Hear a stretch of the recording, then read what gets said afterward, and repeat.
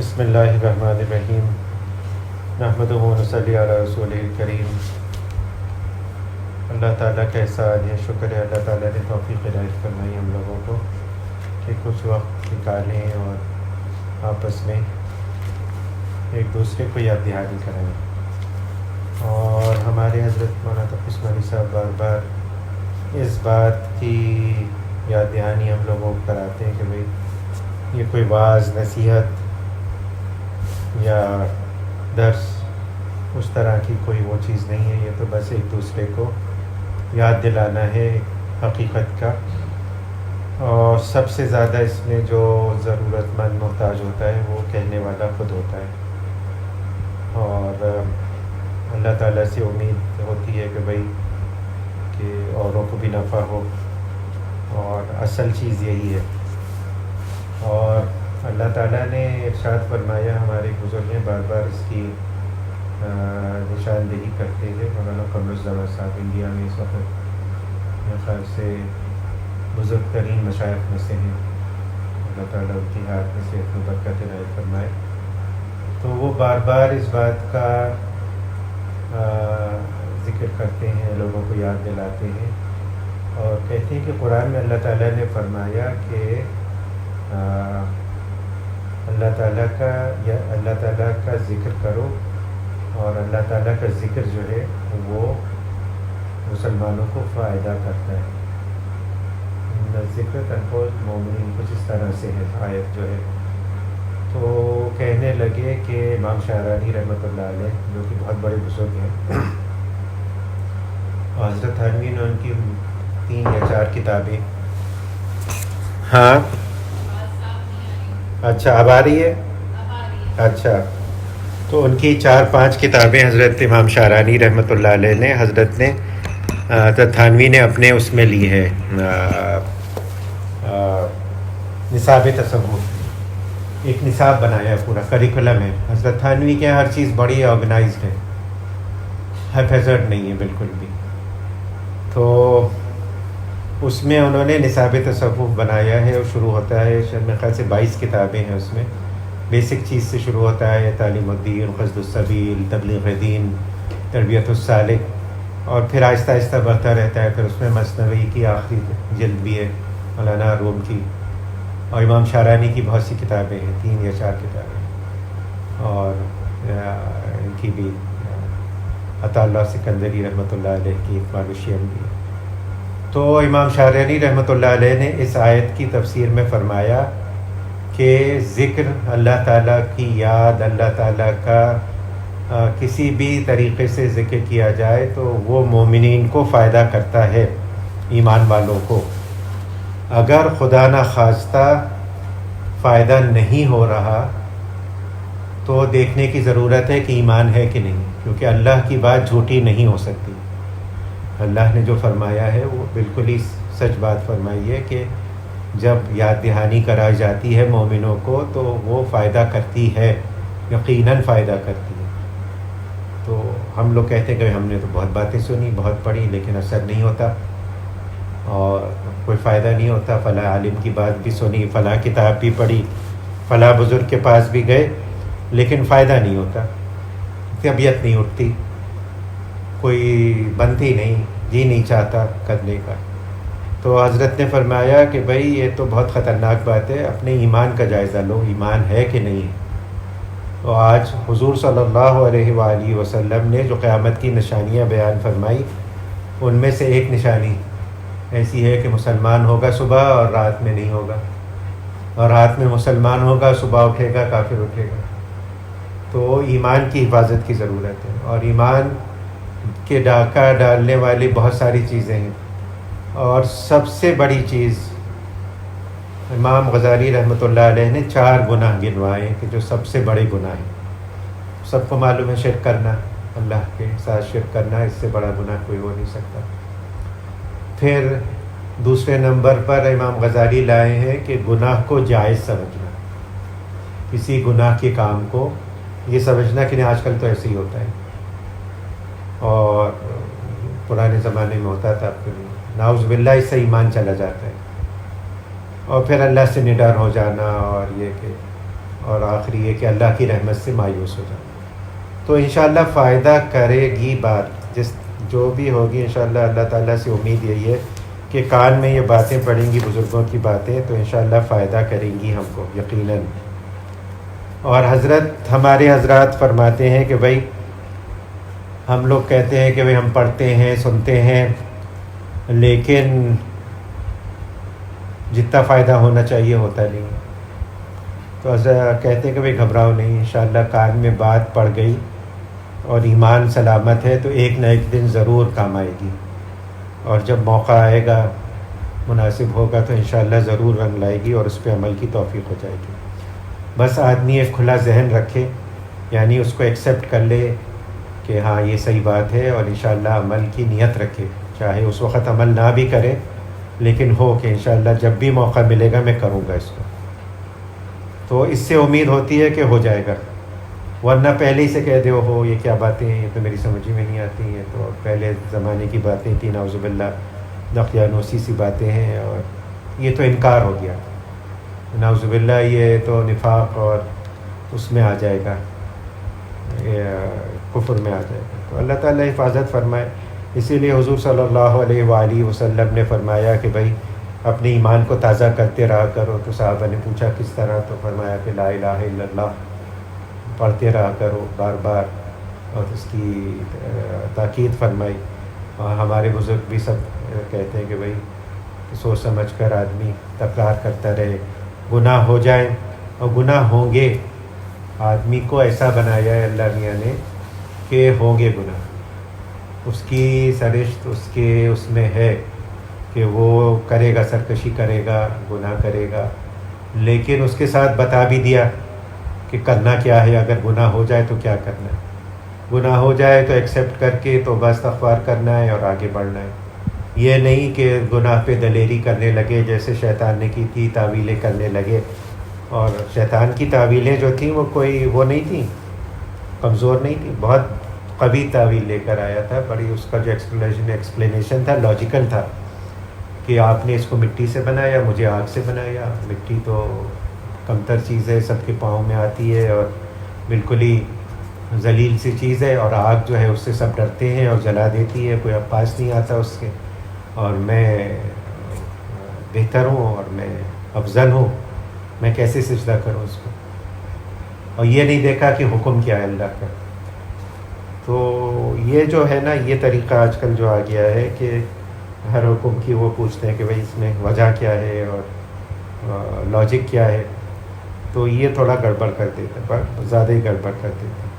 تو اللہ تعالیٰ سے دعا کر کے، اللہ تعالیٰ سے مدد مانگ کے آدمی سن لے اچھی بات، پڑھ لے آدمی، تو امید ہوتی ہے کہ ایک نہ ایک دن ضرور اس کو عمل کی توفیق ہو جائے گی. اور اصل چیز عمل ہی ہے. عمل جب تک بہتر نہ ہوگا، ہمارے حضرت فرماتے ہیں کہ اس وقت دنیا میں بڑی بڑی یونیورسٹیز ہیں اور اس میں اسلامی شعبے ہیں باقاعدہ، حدیث کے، قرآن کے اور اسلامک ہسٹری کے، اور اس میں پروفیسرز ہیں اور اس میں لوگ ہیں، اسکالرز ہیں. ان کو اتنی معلومات ہے، اتنی ان کی ریسرچ ہے، اور ان کو اتنی ایکسیس ہے ایسے مینسکرپٹس وغیرہ کی جو ہمارے اچھے سے اچھے عالم کو نہیں، لیکن وہ بغیر ایمان کے، ان کو یہ ساری معلومات جو ہے ایمان تک نہیں لائی. تو صرف نالج جو ہے نا وہ کافی نہیں ہے، اس کے ساتھ ایمان ہو تو پھر کام بنتا ہے، اور نجات تو عقیدہ ہی پر ہے. تو اللہ تعالیٰ عمل کی توفیق عنایت فرما دے. یہ ایک بات ذہن میں آ جائے، عمل، اور پھر عمل آ جائے تو عمل اس درجے کا، اس اسٹینڈرڈ کا ہو جو کہ مطلوب ہے. کیونکہ ہر جگہ یہی دیکھا جاتا ہے، ہم معمولی سی چیز کھانا کھانے جاتے ہیں، چائے پینے جاتے ہیں، تو دیکھتے ہیں کہ بھائی کہ اس اسٹینڈرڈ کی ہے کہ جو کہ یہ پرائس لے رہا ہے، یا جو ہم پیتے ہیں جو ہمارے اسٹینڈرڈ کی ایک ہوتا ہے معیار. تو اسی طرح سے اسلام کے بھی جو اعمال ہیں، جو اخلاق ہیں، جو معاملات ہیں، ان کا بھی ایک اسٹینڈرڈ ہے. اور سب سے بڑا یہی کہ شریعت نے جو بیان کیا، حضور صلی اللہ علیہ وآلہ وسلم نے اپنی سنت سے کر کے دکھا دیا تو اس کے مطابق ہے کہ نہیں. تو یہاں پہ تذکیر کے لیے پڑھتے ہیں کہ حضور صلی اللہ علیہ وآلہ وسلم کے ارشادات میں سے حضرت عائشہ رضی اللہ تعالیٰ عنہ فرماتی ہیں ایک مرتبہ ایک یہودی عورت میرے دروازے پر آئی اور بھیک مانگنے لگی کہ مجھے کچھ کھانے کو دے دو، اللہ تعالیٰ تمہیں دجال کے فتنے سے اور قبر کے عذاب سے بچائے. حضرت عائشہ رضی اللہ تعالیٰ عنہ فرماتی ہیں کہ میں نے اس عورت کو ٹھہرا لیا. اتنے میں حضور صلی اللہ علیہ وآلہ وسلم تشریف لے آئے.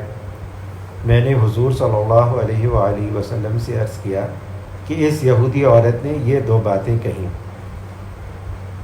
تو اس سے ہر حدیث سے بہت ساری باتیں معلوم ہوتی ہیں. یہ ہے کہ ایک یہودی عورت حضرت عائشہ کے پاس آئی اور حضرت عائشہ سے بھیک مانگی اور حضرت عائشہ نے اکرام کا معاملہ فرمایا، یہ نہیں کہ ڈانٹ کے بھگا دیا اس کو. ہم لوگ ہیں وہ لیے بیٹھے ہوئے ہیں دل میں، اور کوئی غیر مسلم ہوتا ہے تو اس کے دل میں ہمارے دلوں میں نفرت ہوتی ہے اور ہمارا رویہ اس کے ساتھ ذلیل کرنے والا ہوتا ہے یا اس کو کمتر سمجھنے والا ہوتا ہے یا ایسا ہوتا ہے کہ جو مناسب نہیں ہے. لیکن حضرت عائشہ نے ایک تو اس کا اکرام کیا، اس کی بات سنی، اس کو اپنے پاس ٹھہرایا اور جو بات اس نے کہی اس کو سنا. یعنی یہ نہیں کہ اس کو اڑا دیا کہ ہاں یہ لوگ تو غیر مسلم ہیں، اہل کتاب ہیں، جھوٹ بولتے ہیں، اس کو اڑا دیا. تو بہت سی باتیں معلوم ہو گئیں اس میں کہ بھئی جو اختلاف یا جو ہم کو ہے وہ ان کے عقائد سے ہے. بطور انسان وہ بھی انسان ہے، ہم بھی انسان ہیں. اور امام غزالی رحمۃ اللہ علیہ نے لکھا کہ بھئی غیر مسلموں کے حقوق میں سے یہ حق ہے کہ ان کے لیے دعا کی جائے کہ اللہ تعالیٰ ان کو ہدایت دے اور ان کی عمر طویل کرے. اور اگر ان کے قسمت میں ہدایت نہیں ہے تو اللہ تعالیٰ ان کا قصہ پاک کرے. لیکن یہ کہیں پہ بھی نہیں ہے کہ غیر مسلموں کو قتل کرنا ہے اور ان کو ذلیل کرنا ہے، اور بلکہ حکمت اور محبت سے دل سوزی سے ان کو دین کی طرف بلانا ہے. تو حضور صلی اللہ علیہ وآلہ وسلم نے ارشاد فرمایا کہ دجال کا فتنہ ایسا ہے کہ کوئی نبی پہلے انبیاء میں سے ایسے نہیں گزرے جنہوں نے اپنی امت کو اس کے فتنے سے نہ ڈرایا ہو. لیکن میں اس کے متعلق ایک بات کہتا ہوں جو اب تک کسی نبی نے نہیں کہی. وہ یہ کہ وہ کانا ہے، یعنی ایک آنکھ اس کی کام نہیں کرتی، اور اس کی پیشانی پر کافر کا لفظ لکھا ہوا ہوگا جس کو ہر مومن پڑھ لے گا. تو یہ ایک بہت بڑی بات بتا دی حضور صلی اللہ علیہ وآلہ وسلم نے. اور مومن وہی جس کا ایمان ہے، اور ایمانی کو حفاظت کرنی ہے. کوئی ایسی چیز جو ایمان پہ ڈاکہ ڈالنے والی ہے اس سے حفاظت کرتے رہنا ہے اور بار بار اپنے ایمان کی تجدید کرتے رہنا ہے کہ اللہ تعالیٰ اس فتنے سے ہمیں بچائے. اور قبر کے فتنے کی بات یہ ہے کہ جب کوئی نیک آدمی مرتا ہے تو فرشتے اس کو قبر میں بٹھاتے ہیں. وہ ایسی حالت میں بیٹھتا ہے کہ نہ اس کو کوئی گھبراہٹ ہوتی ہے، نہ اس پر کوئی غم مسلط ہوتا ہے. پھر اس سے اول تو اسلام کے متعلق سوال ہوتا ہے. اور حضرت عمر فاروق رضی اللہ تعالیٰ عنہ سے یہ ہے روایت ہے کہ انہوں نے حضور صلی اللہ علیہ وآلہ وسلم سے پوچھا کہ قبر میں جب یہ منظر ہوگا تو کیا ہماری عقل درست ہوگی؟ اس وقت حواس باختہ تو نہیں ہوں گے، ہم گھبرا جائیں، ڈر جائیں، اتنا زیادہ اوورویلم ہو جائیں کہ جو کہنا چاہتے تھے وہ کہہ نہ سکے. تو حضور صلی اللہ علیہ وآلہ وسلم نے اطمینان دلایا کہ ہاں نہیں، عقل کام کر رہی ہوگی اس وقت، اور یہ نہیں کہ بالکل یہ آدمی حواس باختہ ہوگا. تو حضرت عمر نے کہا کہ پھر کوئی ڈرنے کی بات نہیں. یہ پوری زندگی، اور بعض صوفیہ ہوتے ہیں جو ناز کی حالت میں ہوتے ہیں، تو کسی کا کشف ہے تو انہوں نے کہا کہ آپ سے کیا معاملہ ہوا؟ تو انہوں نے کہا فرشتے آئے تھے اور پوچھ رہے تھے تمہارا رب کون ہے. تو میں کہا کہ بھئی یہ کیا بات ہے، پوری زندگی 60-70 سال میں جب تک دنیا میں رہی یہی بات کرتی رہی کہ میرا رب اللہ ہے، اللہ ہے، اور اب میں زمین کے نیچے 6 فٹ آ گئی ہوں تو کیا میں بھول جاؤں گی کون ہے میرا رب؟ تو الزامی جواب دے دیا. لیکن یہ کہ اول سوال اسلام کے متعلق ہوگا کہ تمہارا دین کیا ہے، تو اسلام کے بارے میں کیا کہتا ہے. پھر اس سے پوچھا جاتا ہے کہ تو اس شخص کے یعنی حضور صلی اللہ علیہ وآلہ وسلم کے بارے میں کیا کہتا ہے. اور اس سے علماء نے ایک وہ نکالا کہ بھئی حضور صلی اللہ علیہ وآلہ وسلم کی زیارت کرائی جائے گی. قبر میں پوچھا جائے گا کہ یہ شخص کون ہے، اور ایمان والے پہچان لیں گے ان کو. یہ بہت بڑی بشارت ہے. اور یہ ہمارے حضرات فرماتے ہیں کہ جن لوگوں کو موت سے ڈر لگتا ہے، ایک طبعی بات ہے، بعض لوگ حد سے زیادہ ڈرتے ہیں موت سے، تو ان کے لیے بھی اس میں ایک انسینٹیو ہوتا ہے کہ حضور صلی اللہ علیہ وآلہ وسلم کی زیارت ہوتی ہے. اور یہ ایک ایسی نعمت ہے جس کے لیے ہر مسلمان تمنا کرتا ہے. لوگ پوچھتے ہیں، وظیفے پوچھتے ہیں، لوگ اس کی خواہش کا اظہار کرتے ہیں. آپ نے نعتوں میں سنا ہوگا اور بزرگوں کے واقعوں میں سنا ہوگا. تو یہ ایک بہت بڑی فضیلت ہے مومن کی. وہ کہتا ہے کہ یہ محمد صلی اللہ علیہ وآلہ وسلم ہے جو اللہ تعالیٰ جل شانہ کے پاس سے ہمارے پاس واضح دلیلیں لے کر آئے. ہم نے ان سب کو سچا مانا جو حضور صلی اللہ علیہ وآلہ وسلم لے کر آئے تھے. اس کے بعد اس کو اول دوزخ کا ایک مقام دکھایا جاتا ہے جہاں وہ دیکھتا ہے کہ آدمی ایک دوسرے پر ٹوٹے پڑے ہیں. پھر اس سے کہا جاتا ہے کہ اس جگہ کو دیکھ، حق تعالیٰ جل شانہ نے تجھے اس آفت سے نجات دی. اور یہ بھی اس میں بھی حکمت ہے کہ اگر سیدھے ہی جنت دکھا دیا جائے تو اتنی قدر نہ ہو. اسی لیے ہماری زندگی میں بھی اچھے برے حالات آتے رہتے ہیں کہ تاکہ قدر ہو. صحت کی قدر بیماری کے بعد ہوتی ہے، اور تندرستی اور مفلسی آ جاتی ہے اس کے بعد جو فراغ اور مالی وسعت حاصل ہوتی ہے تو آدمی کو زیادہ قدر ہوتی ہے اس کی. تو اول دوزخ میں مقام دکھایا جاتا ہے کہ اور پھر بتایا جاتا ہے کہ بھئی تجھے اس آفت سے نجات دی اللہ تعالیٰ نے. اس کے بعد اس کو جنت کا ایک مقام دکھایا جاتا ہے جہاں وہ نہایت زیب و زینت دیکھتا ہے اور اس کے لطف کے مناظر دیکھتا ہے. پھر اس سے کہا جاتا ہے کہ اس میں یہ جگہ تیرے رہنے کی ہے، قیامت کے بعد تو یہاں لا جائے گا. تو دنیا میں آخرت کا یقین کرنے والا تھا اور اسی پر تیری موت ہوئی اور اسی پر قیامت میں تو قبر سے اٹھایا جائے گا. اللہ تعالی ہم سب کو بھی عنایت فرمائے. لیکن یہ باتیں یاد دہانی اپنے کو کراتے رہنا چاہیے، اور یہ یاد دہانی نہیں ہوتی تو پھر آدمی جو ہوتا ہے نا وہ اپنے آپے میں نہیں رہتا اور وہ پھر گڑبڑ کرتا ہے اپنے معاملات میں، اپنے اخلاق میں، اور پھر ایک فرعون اور ایک وہ نمرود بن جاتا ہے کہ کوئی چیز کنٹرول میں نہیں ہے، نہ زبان کنٹرول میں ہے، نہ غصہ کنٹرول میں ہے، اور اپنے لیے بھی مصیبت بنتا ہے اور دوسروں کے لیے.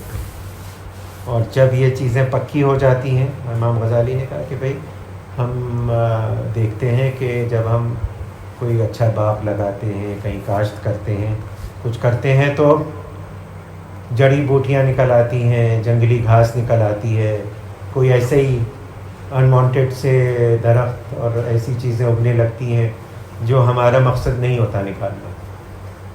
تو اگر ان کو فوراً نہیں نکالا جائے، چھوڑ دیا جائے کہ کیا فرق پڑتا ہے، بعد میں نکال دیں گے، ٹالتا رہے آدمی، تو پھر اس کی جڑیں پھیلتی رہتی ہیں، وہ ایک درخت بن جاتا ہے، ایک بڑی وہ ہو جاتا ہے، مستحکم پیڑ ہو جاتا ہے، پھر نکالنا بہت مشکل ہو جاتا ہے. اور یہ آج کل ہم لوگ ڈیفینس میں سب لوگ دیکھ رہے ہیں، کونوں ہیں، سب نے لگایا ہوا ہے. اس کو نکالنا جب پڑتا ہے نا تو ایک مصیبت ہو جاتی ہے. مزدور لگانے پڑتے ہیں اس کی طرف. اس کی جڑیں ایسی پھیلی ہوئی ہوتی ہیں نیچے کہ نکلتی نہیں ہے. اسی طرح سے جو خراب چیزیں ہیں، خراب اخلاق ہیں، یہ گھس جاتے ہیں دل میں، آپ کی مزاج میں، آپ کی عادتوں میں، اور پھر ان کو نکالنا بہت مشکل ہوتا ہے. کہتے ہیں کہ نہیں ابھی نہیں. ہمارے یہاں ہمارے حضرت فرماتے ہیں کہ آج کل جو رائج الوقت گناہ ہے اس میں سے جو سب سے کامن ہے، جس سے کوئی بھی نہیں بچا. ہمارے حضرت نے تو یہاں تک فرمایا کہ بڑے بڑے علماء حضرات، یہاں حضرت کے الفاظ ہیں، یہاں تک کہ شیخ الحدیث وہ بھی نہیں بچے ہوئے، یہ جو فحاشی اور یعنی کا ہے انٹرنیٹ پر. اور آدمی یہ کہتا ہے کہ ابھی میں جوان ہوں، میری شادی نہیں ہوئی ابھی، تو میرے یعنی ایک لاجک نکالتا ہے، ایک اس ایکسکیوز نکالتا ہے اور کرتا ہے، نہیں چھوڑتا. پھر شادی بھی ہو جاتی ہے، پھر بچے بھی ہو جاتے ہیں، پھر پوتے نواسے نواسیاں ہو جاتی ہیں، بوڑھا ہو جاتا ہے، لیکن وہ عادتیں نہیں جاتا، کیونکہ اس کو کبھی ایکٹیولی نکالنے کی کوشش نہیں کی، اور وہ اتنی ڈیپ چلی گئی ہیں کہ ان کو نکالنا اب وہ کہتا ہے میرے بس میں نہیں، مشکل ہو گیا، میں چاہتا ہوں، خود خراب سمجھتا ہے لیکن نہیں نکلتی، وہ بہت مشکل ہوتا ہے. اور یہ بعض لوگوں کو یہ بہت مشہور واقعہ ہے. حضرت یہ تھے جگر مراد آبادی، بہت اچھے شاعر ماشاء اللہ، اور ان کی بعض اشعار جو ہیں وہ معرفت کے اشعار ہیں. اور یہ تھے کسی بزرگ سے بیعت تھے، جی ہاں. تو یہ اور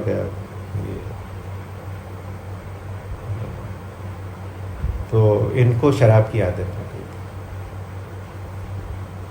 چھوٹتی نہیں تھی، سمجھتے تھے کہ خراب ہے لیکن چھوٹ نہیں سکتے. اور ان کے دوست یار دوسرے جو لوگ تھے ان کو بہانے سے پلاتے تھے، اور جب یہ نشے میں ہوتے تھے تو زیادہ اچھے اشعار کہتے تھے اور بہت گا کے پڑھتے تھے.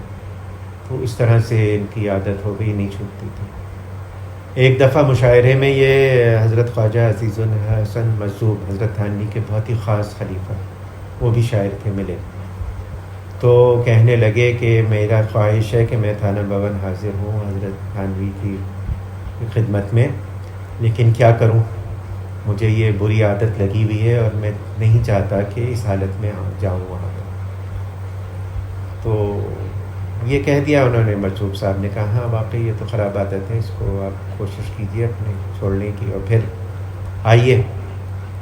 اور جب حضرت خواجہ مجذوب حضرت تھانوی کے پاس گئے تو عرض کیا کہ یہ جگر مراد آبادی سے یہ بات ہوئی. تو حضرت نے فرمایا کہ آپ نے کیا کہا؟ تو کہنے لگے کہ میں نے کہا کہ ہاں صحیح بات ہے، آپ اب یہ عادت چھوڑیں پھر آئیں. تو حضرت تھانوی نے فرمایا کہ حضرت خواجہ صاحب ہم سمجھتے تھے کہ آپ سمجھ گئے طریق کو، آپ سمجھ گئے تصوف اصلاح کو، اب تو پتہ چلا کہ آپ کو تو الف بے نہیں پتہ.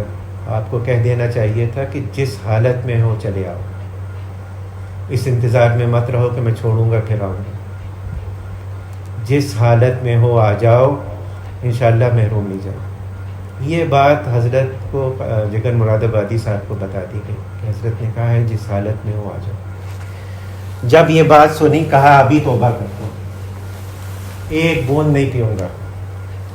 اور یہ ہوتا ہے ایڈکشن میں کہ ایک دم سے نہیں چھڑایا جاتا، اس کی کوئی آلٹرنیٹو دیتے ہیں. آج کل ہم لوگ جو لوگ کوکین ہیروئن کے عادی ہوتے ہیں ان کو میڈیسن دی جاتی ہے کہ آہستہ آہستہ وڈرال کرائی جائے.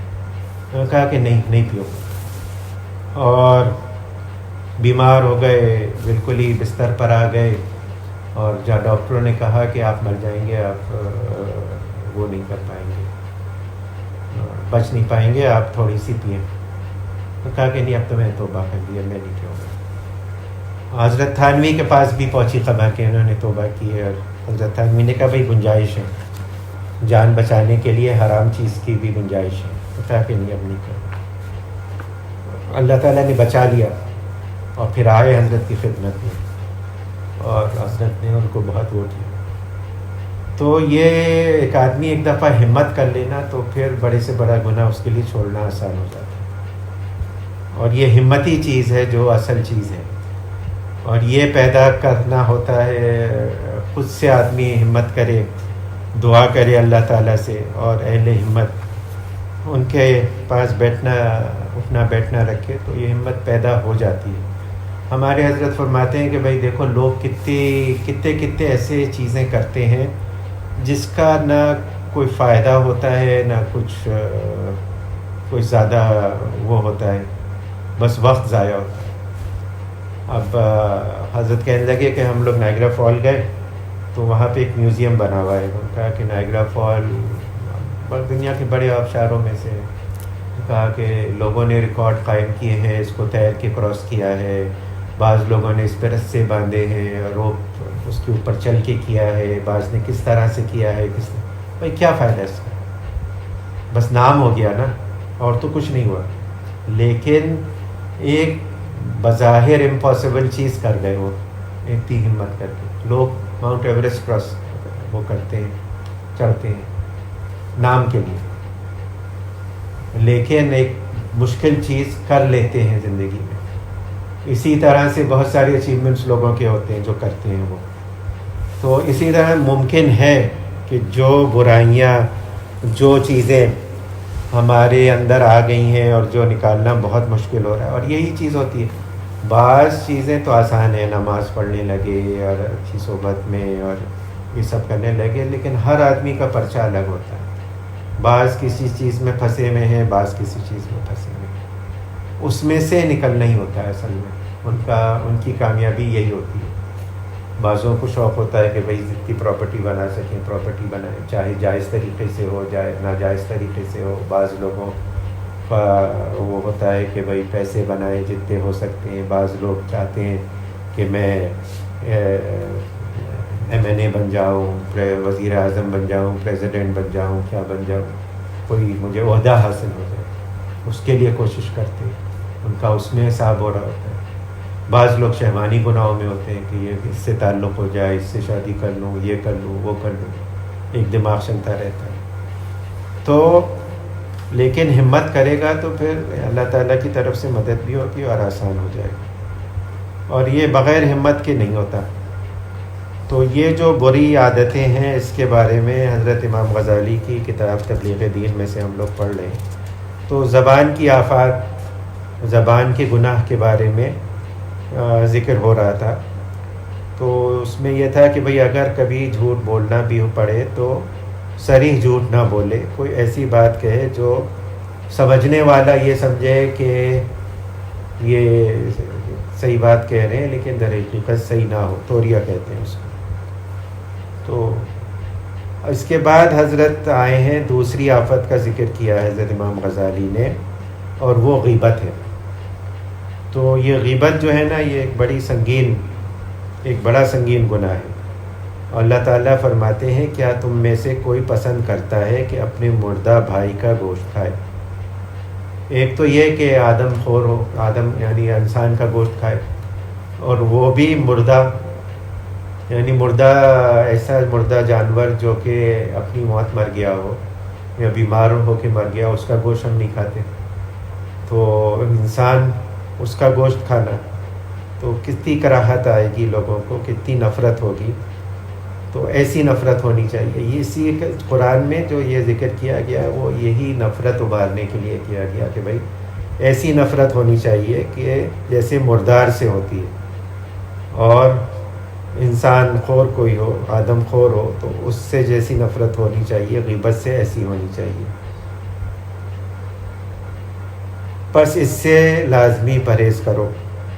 حدیث میں آیا ہے کہ غیبت زنا سے بھی سختر ہے، اور اس کی بھی وجہ ہے. انہوں نے کہا کہ بھئی غیبت جو ہے وہ حقوق العباد میں سے ہے، اور وہ معاف نہیں ہوتا جب تک کہ جس کی غیبت کی گئی ہے اس سے معافی نہ مانگی جائے.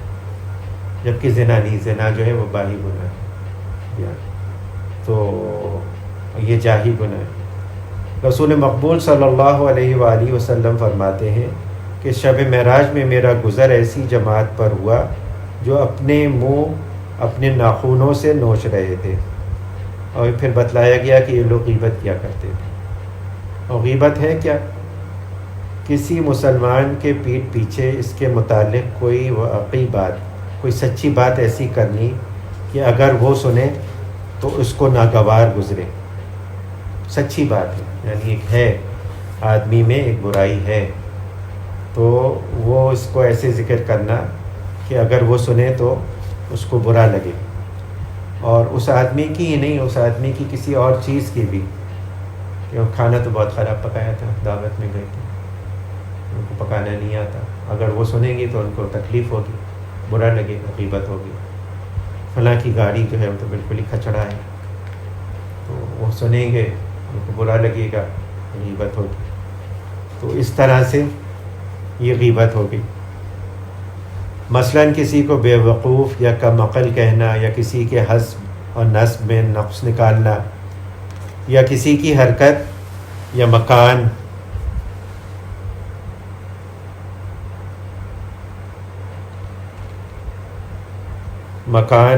یا مویشی یا لباس، غرض جس شے میں بھی اس کا تعلق ہو، اس کا کوئی عیب ایسا بیان کرنا جس کا سننا اسے ناگوار گزرے، خواہ زبان سے ظاہر کی جائے یا رمز اشارے کنایے سے، یا ہاتھ سے اور آنکھ کے اشارے سے، یا نقل اتاری جائے، یہ سب غیبت میں داخل ہے. حضرت عائشہ رضی اللہ تعالی عنہا نے ایک مرتبہ موقع پر کسی عورت کو ٹھگنا ہونا ہاتھ کے اشارے سے ظاہر کیا اور یوں کہا، یا رسول اللہ، وہ عورت جو اتنی سی ہے. اس پر آپ نے فرمایا، اے عائشہ، تم نے اس کی غیبت کی ہے. تو یہ ساری باتیں جو ہیں یہ ہمیں اپنے جائزہ لینے کی ضرورت ہے کہ بھئی یہ ہمارے اندر تو نہیں ہے. اگر ہیں تو پھر یہ دیکھنا کہ بھئی اس کا کیسے تدارک کریں، توبہ استغفار کریں، اس کے لیے جس کی غیبت ہوئی ہے اس سے معافی مانگے. اور ہمارے حضرات یہی فرماتے ہیں کہ بھئی اوور آل معافی، جنرلائز معافی مانگنا کہ بھئی کہا سنا معاف کرو. بار بار ہوتا ہے کوئی سفر میں جا رہا ہے، حج پہ جا رہا ہے، عمرے پہ جا رہا ہے، عید بقرعید ملاقات ہوتی ہے، تو جو کہتے ہیں نا کہا سنا معاف کرو، اس میں آدمی اگر نیت یہ کر لے کہ نا میں مجھ سے غیبت ہوئی ہوگی، اسپیسیفکلی بتانا ضروری نہیں ہے کہ میں نے آپ کی یہ غیبت کی تھی اور یہ کہا تھا، اس سے بیچارے کو ڈبل اذیت ہوگی. تو یہ کرنے کی ضرورت ہے. اور آج کل کے معاشرے میں ہے غیبت سے بچنا. جیسے غیبت کرنا حرام ہے، ایسے ہی غیبت سننا بھی حرام ہے، اور بچنا مشکل ہوتا ہے. اور اس میں ایک تو یہ کہ اگر ہمت ہے تو روک دے، اگر روک نہیں سکتا تو وہاں سے اٹھ جائے، کوئی بہانہ کر کے، کوئی عذر کر کے اٹھ جائے کہ بھئی اپنا نقصان کیوں کرے آدمی. اور اس کا تو اللہ تعالیٰ کہنے سننے سے زیادہ عمل کی توفیق عنایت فرمائے. انشاءاللہ کل سے ذی الحجہ کا شروع ہوگا اور اس کی فضیلت ہے. اور ان ایام کی، رمضان کے بعد سب سے زیادہ اعمال کی فضیلت جو ہے وہ ان ایام کی ہے. آدمی کوشش کرے. الحمدللہ جو لوگ اپنی اصلاح میں لگے ہوئے ہیں، جو کرتے ہیں اپنے معمولات، وہ زیادہ اہتمام سے کرنے کی کوشش کریں اور نیت بھی کریں اس کی. اور یہ جو تکبیرات ہیں ہمارے یہاں پڑھی تو جاتی ہیں ایام تشریق میں، لیکن ان کی فضیلت پورے عشرے میں ہے. اور یہ میں نے دیکھا وہاں پہ سعودی عرب میں، جو خصوصاً متدین قسم کے لوگ تھے، چاہے کہیں پہ بھی ہو وہ پڑھتے رہتے تھے بلند آواز سے، اللہ اکبر، اللہ اکبر، لا الہ الا اللہ، اللہ اکبر، اللہ اکبر، وللہ الحمد. تو اس کی ہے فضیلت کہ جب بھی آدمی کو موقع ملے، یاد آ جائے، پڑھے اور اہتمام کرے جتنا کر سکتا ہے. اور یوم عرفہ کا روزہ 9 تاریخ کا، وہ اگر ہمت ہو سکے آدمی کے فرائض و واجبات میں خلل نہ ہو اور اس کے پچھلے روزے نہ رہتے ہوں. اگر پچھلے رہتے ہیں تو پھر قضا کی نیت سے رکھنا چاہیے، ورنہ یہ کہ جو رکھ سکتے ہیں نفلی روزے وہ نفلی روزے رکھیں. اور یہ خاص موقع ہوتے ہیں اللہ تعالیٰ نے پیدا کیے ہیں سال میں، آدمی کو موقع دینے کا، رجوع کرنے کا، اپنی طرف آنے کا، اور اس کی قدر کرنی چاہیے. کیا معلوم کوئی ایسی مقبول ساعت ہو اللہ تعالیٰ اس میں ہماری زندگی میں مثبت تبدیلی لے آئے اور ہمیں اپنے سے قریب کر لے. اور اسی کی کوشش میں ہم سب لگے ہوئے ہیں. اللہ تعالیٰ کہنے سننے سے زیادہ عمل کی توفیق عنایت فرمائے. بس دعا کرنے اللہم صلی علی حبیبک محمد وعلی آل حبیبک محمد کما صلیت علی ابراہیم وعلی آل ابراہیم انک حمید مجید. اللہم بارک علی حبیبک محمد وعلی آل حبیبک محمد کما بارکت علی ابراہیم وعلی آل ابراہیم انک حمید مجید. یا العالمین، یا غیث المستغیثین، یا مال المستجیبین، ہمارے تمام چھوٹے بڑے اگلے پچھلے خفیہ اعلانیہ گناہ معاف فرمائیے. ہم کوئی تعویل نہیں کرتے، کوئی ایکسکیوز نہیں لاتے، نالائقی سے گناہ کیے، معاف فرما دیجیے. آئندہ کے لیے بچنے کی توفیق عنایت فرما دیجیے. یا العالمین، یا غیث المستغیثین، خدا نخواستہ ہم پھر سے پھسل جائیں تو ہمیں پھر سے توبہ کی توفیق عنایت فرمائیے. ہم آپ کے دین کے راستے پہ چلنے چاہتے ہیں، نفس و شیطان کا غلبہ ہے، اس راستے کی جو رکاوٹیں انہیں دور فرما دیجیے، ہمارے لیے آسان کر دیجیے اپنے دین پہ چلنا۔ یا العالمین یا غیث المستغیثین، اپنی محبت اپنے حبیب حضرت محمد مصطفیٰ صلی اللہ علیہ وآلہ وسلم کی سچی محبت عنایت فرمائیے، اور ان محبتوں کو تمام دیگر محبتوں کا غالب کر دیجیے۔ تمام خیر آپ سے مانگتے ہیں جو آپ کے حبیب حضرت محمد مصطفیٰ صلی اللہ علیہ وآلہ وسلم نے آپ سے مانگی، اور تمام اس شر سے پناہ مانگتے ہیں جس سے آپ کے حبیب حضرت محمد مصطفیٰ صلی اللہ علیہ وآلہ وسلم نے پناہ مانگی۔ وانت المستعان وعلیک البلاغ ولا حول ولا قوة الا باللہ۔ یا العالمین یا غیاث المستغیثین یا اماد المستجیرین، ہم سب کی حفاظت فرمائیے اس وبا سے، یا العالمین اس کی شدید مرض سے، یا العالمین ہم سب کی حفاظت فرمائیے، تمام مسلمانوں کی، تمام عالم انسانیت کی عافیت کے ساتھ اس کو دور فرما دیجیے، یا العالمین یا غیاث المستغیثین۔ ہمارے گھر والوں، والدین، عزیز و قارب، رشتہ دار، پڑوسیوں، بیوی بچوں، سب کی حفاظت فرمائیے ہر طرح کے سانحات سے، حادثات سے، مہلک دیرپا بیماریوں سے، لوگوں کی زارثانیوں سے، چوری ڈاکہ اسنیچنگ، جو کچھ بھی حرائج الوقت گناہ ہے، ان سب سے ہماری حفاظت فرمائیے۔ حلال واسع رزق بلا مشقت اپنے کرم اپنے فضل سے عنایت فرمائیے۔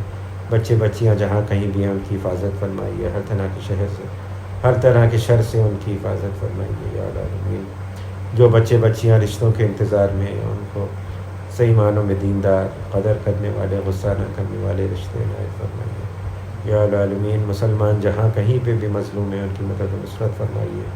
اللہم اغفر لامت محمد صلی اللہ علیہ وآلہ وسلم، اللہم فرج عن امت محمد صلی اللہ علیہ وآلہ وسلم، اللہم ارحم امت محمد صلی اللہ علیہ وآلہ وسلم، خصوصاً برما، کشمیر، فلسطین اور شام کے مسلمانوں کی مدد فرمائیے، یا العالمین یا غیاث المستغیثین۔ ذی الحجہ کے عشرے کی، پہلے عشرے کی قدر کرنے کی توفیق عنایت فرمائیے، صدق و اخلاص سے قربانی کرنے کی توفیق عنایت فرمائیے، اپنی بارگاہ میں قبول فرمائیے، یا العالمین جو مانگا وہ بھی عنایت کیجیے، جو مانگنا چاہیے تھا یاد نہیں آیا ہمارے لیے مناسب ہو وہ بھی اپنے کرم اپنے فضل سے عنایت فرمائیے، اور سب سے بڑھ کر یہ کہ ہم سب کو عافیت کے ساتھ اپنے اولیاء میں شامل کر لیجیے۔ وصلی اللہ تعالیٰ علی خیر خلقہ ونور عرشہ مظہر لطفہ محمد وآلہ وصحبہ اجمعین برحمتک یا